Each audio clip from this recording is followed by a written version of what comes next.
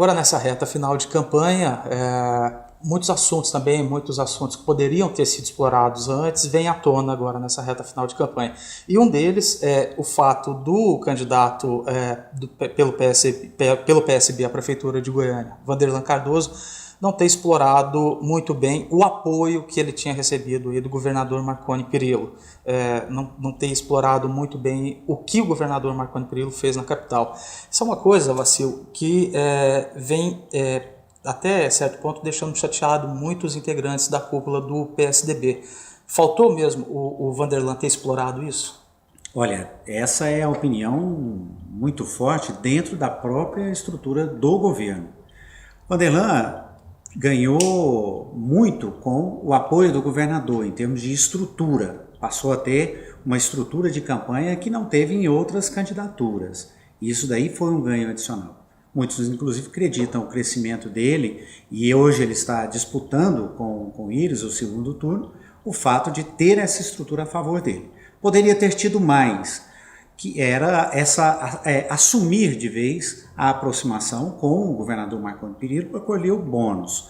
Significa o seguinte, mais no início, principalmente, da campanha, ter resolvido logo essa questão, assume logo o governo, em vez de negar pautas como o governo ter na sua agenda a aprovação às OS, por exemplo, né? É uma de suas pautas. Mas isso é algo que poderia ter sido resolvido lá atrás. Agora já é um pouco tarde para isso, para assumir esse governo. O que ficou disso, então? Ficou o ressentimento da parte de governistas ao fato de Wanderlan não ter vestido totalmente a camisa do governo, de ter buscado esse apoio do governo. O que isso significou? Nessa reta final, a gente vê pouco entusiasmo dos governistas com a campanha, muita reclamação de bastidores, muita lamentação de bastidores e parte da estrutura do governo até agindo contra a candidatura de Wanderlan.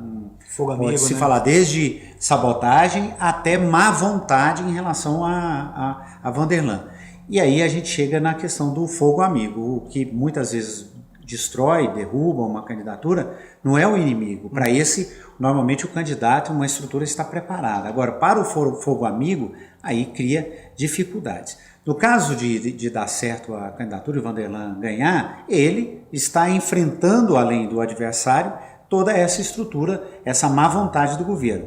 Mas se perder, ele não vai poder reclamar do apoio do governador, ou do apoio da estrutura do governo, porque faltou, é o que todos dizem, é uma voz consensual dentro da estrutura, aquele gesto político de Wanderlan de buscar o apoio do governador, assumir o governo e buscar os governistas com um discurso, com o diálogo interno. Isso é o que pesa agora na reta final. Mas por que faltou uma conversa mais aprofundada antes de se fechar o acordo? Foi um acordo fechado às pressas, no início? Não, a política ela é feita muito de simbologia, de simbolismo. O primeiro simbolismo ali, algo concreto, foi o apoio do governador, foi aquela aproximação. Tanto o Wanderlan cedeu, quanto o governador cedeu, os dois cederam, você criou ali o símbolo da unidade. A partir daquele momento, cabe ao candidato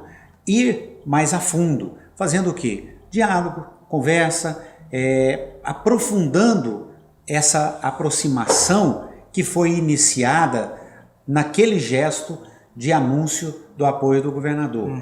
Então a gente ouve muitos governistas, secretários, gente de primeiro escalão, segundo escalão, reclamar de que faltou o afago de Wanderlan, faltou uma ligação de Wanderlan, faltou aquela conversa de falar, eu preciso de você, eu quero você do meu lado, quero governar com você. Muitas vezes o que se ouviu de Wanderlan, a reclamação, é aquela coisa assim, não, eu não quero amarra com ninguém, não quero compromisso com ninguém. E isso, além de não atrair, muitas vezes ofende o adversário, principalmente que a gente tem que considerar que Wanderlan era um adversário dessa estrutura, passou a ser um aliado, e ele é que tem que ceder mais, ele é que tem que fazer o gesto maior mesmo para atrair a militância do governo. Então, a gente fica nessa expectativa de saber o resultado da eleição para ver o tamanho disso daí. Se foi um estrago suficiente para não levar Vanderlan à vitória, ou se apesar de tudo isso, Vanderlan vai conseguir a vitória e as consequências disso, porque você vai ter uma estrutura de governo um pouco magoada com o Vanderlan e provavelmente Vanderlan também magoado, porque a gente ouve da parte de assessores, de pessoas ligadas, do círculo político ligado a Vanderlan, muita reclamação em relação ao governo, que o governo não entrou, os governistas não entraram na campanha, não vestiram também a camisa de Vanderlan. Então aquele clima hostil de parte a parte. Agora, esse fato deles não terem entrado além dessa mágoa faz com que possa parecer até ser uma estratégia dos governistas de não trazer o ônus de uma possível derrota do Vanderlan para o governo, deixar isso exclusivamente com o Vanderlan? Pode ser que seja até uma visão de reta final. No início não era isso. Não era isso. No início você tinha aí a expectativa de que Vanderlan fosse fazer esse gesto. Todo mundo esperava esse gesto. Aí você tem um segundo aspecto.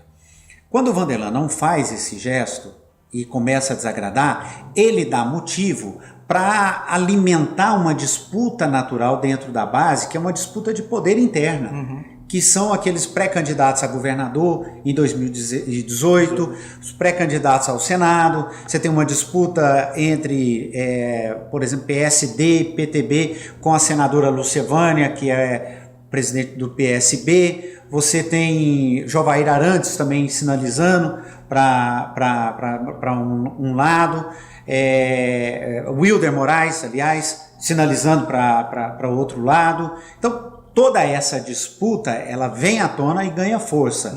E aí, quem já não estava muito entusiasmado com o Vanderlan, mas estava até disposto a ir, dependia desse gesto, da participação do governador, ele abraçar verdadeiramente a base aliada, falar que eu agora faço parte desse grupo e tudo mais.